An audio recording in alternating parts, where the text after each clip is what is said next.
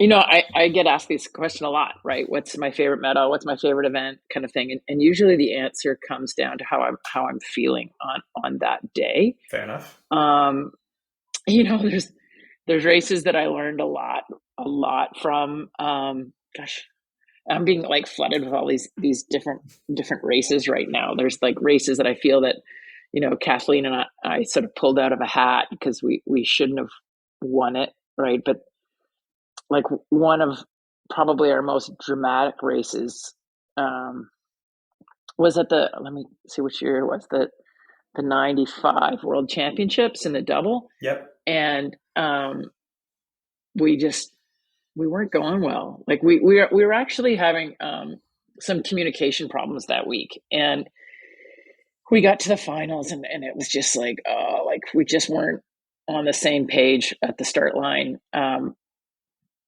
sort of emotionally, but physically, where all of our preparation was good. And so we the race started, and the whole race we were in second, and we couldn't find the Dutch anywhere.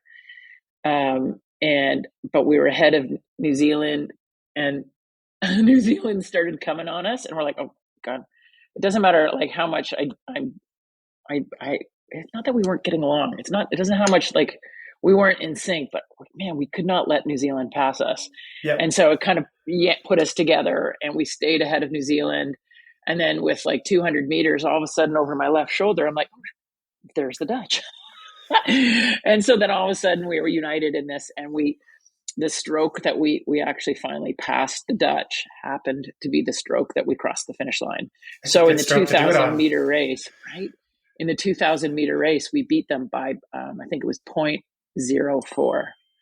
And, those poor Dutch, because the next day we just stayed ahead of them in the quad by 0.2. So in that weekend, we beat the same two girls because they were doubling up also. We beat the same two girls in two races by a combined total of 0.24.